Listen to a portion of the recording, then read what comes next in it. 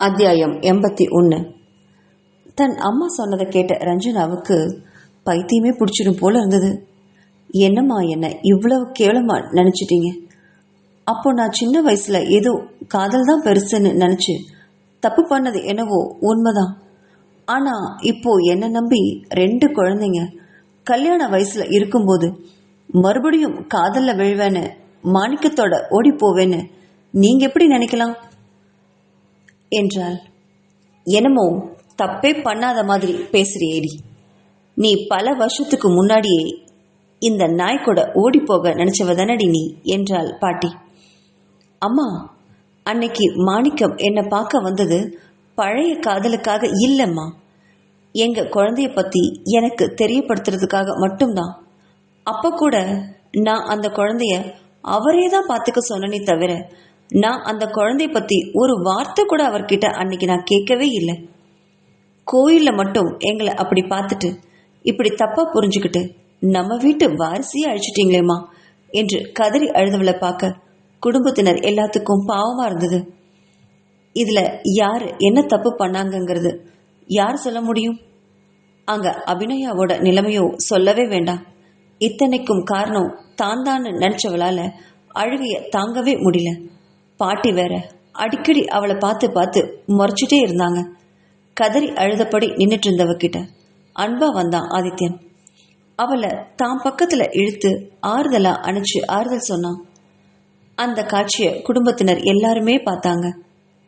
அதை கண்ட பாட்டி எந்த குழந்தைய வேண்டான்னு தனக்கு அது இழிவா இருக்கும்னு நினைச்சு அன்னைக்கு நான் தூக்கி வீசினேனோ அதே குழந்தை இன்னைக்கு தன்னோட பேரனுக்கே மனைவியா வர விட்டுருக்குது இந்த விதி அப்படின்னு நினைச்சவ தனக்குள்ள சிரிச்சுக்கிட்டா.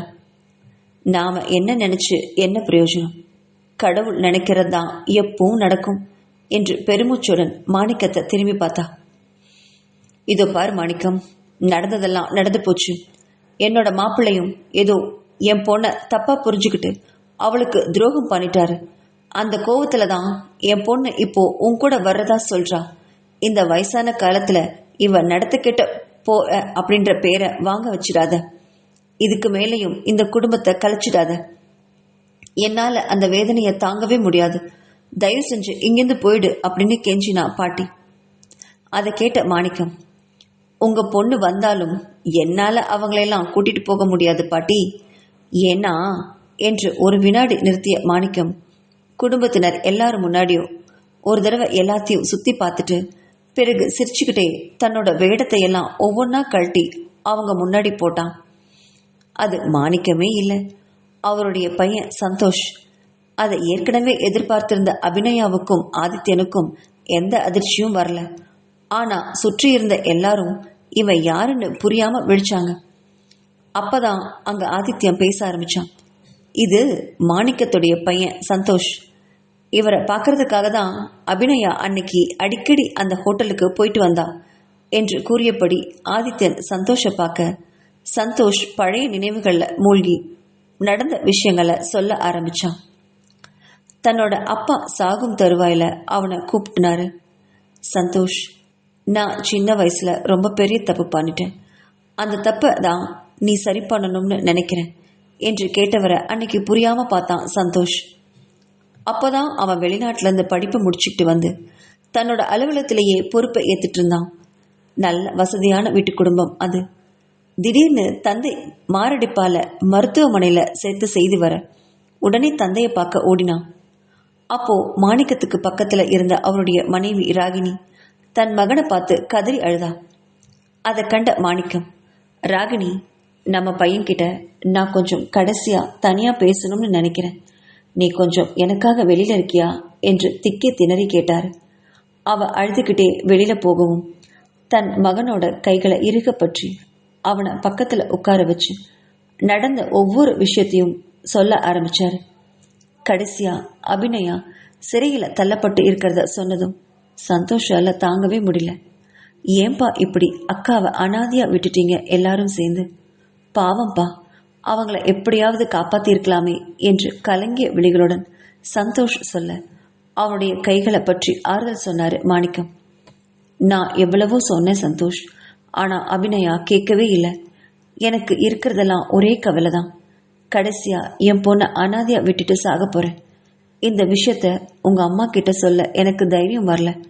ஓ அம்மா என்னை கடவுளா நேசிச்சு வாழ்க்கை நடத்திட்டு வந்தா. அவகிட்ட நான் சொல்றதுல எத்தனை வருஷத்து வாழ்க்கையும் நாசமா போயிடும்.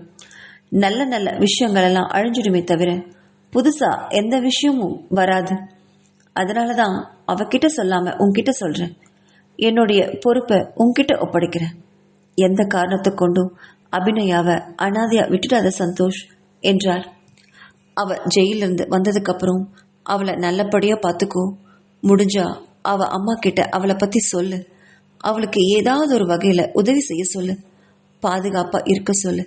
இனிமேலும் என் பொண்ணு கஷ்டப்படக்கூடாது என்று சொன்னவர் சந்தோஷ ஏக்கமா பார்த்தாரு. தன்னோட அப்பாவோட கைகளை இறுகுமா பற்றிய சந்தோஷ், அப்பா நீங்க எதை பத்தியும் எப்பவும் கவலைப்படவே கூடாது. நான் உங்களுக்கு இருக்கேன். அக்காவை நல்லா பாத்துக்கிறேன். ஜெயிலிருந்து வந்ததும் அவங்களுக்கு ஒரு நல்ல வாழ்க்கையை அமைச்சு கொடுப்பேன். என்னை நம்புங்க என்றான். தன்னோட பையனோட வாயால அந்த வார்த்தையை கேட்ட மறு வினாடியே மாணிக்கத்தோட உயிர் அபிநயாவை நினைச்சே பிரிஞ்சுது. பிறகு அபிநயா ஜெயிலிருந்து வெளில வரும் நாளுக்காக காத்துட்டு இருந்தான் சந்தோஷ். ஆனா இடையில தன்னோட அம்மாவுக்கு புற்றுநோய் ஏற்பட்டதுனால அதை சரி செய்ய வேண்டி வெளிநாட்டுக்கு அழைச்சிட்டு போனான் அவங்கள. அந்த நேரத்துல தான் அபிநயா சிறையிலிருந்து வெளியில வந்து ஆதித்யனோட கையில மாட்டி அவனுடைய வீட்டுக்கும் போயிட்டா அப்படிங்கறது கேள்விப்பட்டான் சந்தோஷ். தன்னோட அம்மாவை குணமாக்கி இந்தியாவுக்கு கூட்டிட்டு வந்ததும் முதல் வேலையா அபிநயாவை பார்க்க தான் வந்தான்.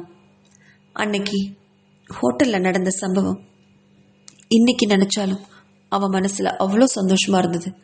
அது அப்படியே அவன் மனசுல நிழலாடிச்சு. அப்பதான் அபிநயாவை முதல்ல பார்த்தான். தன்னோட தந்தைய அப்படியே உரிச்சு வச்சிருந்தா அபிநயா. அதை பார்த்தவனுக்கு கொஞ்சம் சிரிப்பு கூட வந்தது. மாணிக்கத்தின் அச்சு அசல இருப்பவன் தான் சந்தோஷ் கூட. அதே போல கிட்டத்தட்ட தன்னோட அக்காவும் இருக்கிறத பார்த்து ரொம்ப சந்தோஷப்பட்டான். அக்கா என்று அன்போடு அழைச்ச தன்னோட தம்பிய மேலிருந்து கீழே வரைக்கும் கூர்ந்து கவனிச்ச அபிநயா.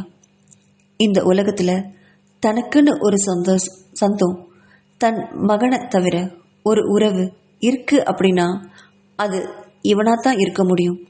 அவளால அதை நம்பவே முடியல. தன்னோட அப்பாவோட எல்லா உறவும் முடிஞ்சு போச்சுன்னு நினைச்சிருந்தவளுக்கு தான் பிறந்த வீட்டு சொந்தமா ஒரு உயிர் தன் தம்பி தன்னை தேடி வந்திருக்கிறத நினைச்சவளால அந்த சந்தோஷத்தை தாங்கவே முடியல. கண்கள்ல இருந்து ஆனந்த கண்ணீர் அருவியா கொட்டுச்சு. அதை பார்த்து சந்தோஷ் அவ பக்கத்துல வந்து அவளுடைய கைகளை அன்பா பிடிச்சான். அக்கா உங்களை என் சொந்தமா பாக்குறதுக்கு எனக்கு எவ்வளவு சந்தோஷமா இருக்கு தெரியுமா? அப்பா உங்களை பத்தி சொன்னதும் நான் ரொம்ப பயந்துட்டேன். ஒருவேளை என்ன நீங்க ஏத்துக்காம போனீங்கன்னா என்ன பண்றதுன்னு ரொம்ப கவலைப்பட்டேன். ஆனா உங்களை பார்த்ததுமே எனக்கு அப்பா ஞாபகம் தான் வந்துச்சு. எனக்கு பயமே போயிடுச்சு. அப்புறம் மாதிரியே நீங்க இருக்கீங்க. கண்டிப்பா என்னை மறுக்காம தம்பியா ஏத்துப்பீங்கன்னு நம்புறேன் என்று கூறியவனின் தலையை அன்பா கோதிவிட்டா அபிநயா. உன்னை மறுக்க என்னால எப்படி முடியும் சந்தோஷ்? அதுக்கு ஒரு காரணமும் இல்லையே. ஆனா என்றவள் சிறிது நேரம் அன்பான நெகிழ்வுக்கு பிறகு ஒரு பெருமூச்சோட, ஆமா நீங்க வந்தது அம்மாவுக்கு தெரியுமா என்று கேட்டாள். இல்லை என்று மறுப்பாக தலையசைச்சான் சந்தோஷ். அம்மாவுக்கு இந்த மாதிரி ஒரு விஷயம் இருக்கிறதே தெரியாதுக்கா. அப்பா சாகும்போது உங்களை நல்லா பார்த்துக்க சொல்லி என்கிட்ட சொன்னாரு. என்னால உங்களை வீட்டுக்கு கூட்டிட்டு போக முடியாதுக்கா. ஆனா கண்டிப்பா என்னால ஒண்ணு மட்டும் செய்ய முடியும். நீங்க கல்யாணம் பண்ணிருக்கிறீங்களே அந்த வீட்டுல வந்து நான் உங்க தம்பின்னு சொல்லி உங்களுக்கு தேவையான மரியாதையும் சீர்வரிசையும் என்னால செய்ய முடியும். அப்பா சொத்துக்களை 2 பேருக்கும் சேர்த்துதான் பிரிச்சு வச்சு எழுதியிருக்காரு. அது உங்களுக்கு கொடுக்க வேண்டியது என்னோட கடமை என்றான் சந்தோஷ். அதுக்காக தாக்கா வந்தேன் என்றான். அதை கேட்டு நெகிழ்ந்து போன அபிநயா, அடடா அதெல்லாம் வேண்டாம் சந்தோஷ். அம்மாவுக்கு தெரியாம நீ எதுவும் செய்யவே கூடாது சரியா? அது ரொம்ப தப்பு. அதனாலதான் அந்த நல்ல சிவம் உன்னை பத்தி சொன்னதும் உன்னை பார்க்கவே வருத்தேன். ஆனா நான் இப்படியே இருந்துடுறேன். என்னை பத்தின உண்மை தெரிஞ்சா நிறைய பேரோட வாழ்க்கை பாதிக்கப்படும் அப்படின்னு சொன்னவளை பார்த்து வியப்பா பார்த்தான். என்னக்கா நீங்க இப்படி சொல்றீங்க? அப்பா உங்களுக்கு நிறைய செய்யணும்னு சொல்லிட்டு போயிருக்காரே, என்னால அதையெல்லாம் எப்படி கொடுக்காம இருக்க முடியும் என்று கேட்டான். இல்லை சந்தோஷ், நான் இப்போ இருக்கிற வீட்டில் யார் இருக்கான்னு தெரிஞ்சா நீ ரொம்ப ஆச்சரியப்படுவ என்று கூறியவள் தன் தாய் அங்கே இருக்காங்கிறதையும் சொன்னான். அவள் தன் கணவரின் அத்தை தான் அப்படிங்கிறதையும் சொன்னான். அவனால் அதை நம்பவே முடியல. அக்கா, நிஜமாவா சொல்றீங்க? அப்படின்னா நீங்க தான் அவங்க பொண்ணுன்னு நானே வந்து அவங்க கிட்ட சொல்றேன்க்கா. அவங்க உங்களை கண்டிப்பா ஏத்துப்பாங்க என்றான் சந்தோஷ். இல்லை, வேண்டாம் சந்தோஷ் என்று ஒரேடியாக மறுத்தாள் அபிநயா. ஆனா சந்தோஷ் பிடிவாதமாக தன்னோட அக்கா பேச்சை கேட்கவே மறுத்தான்.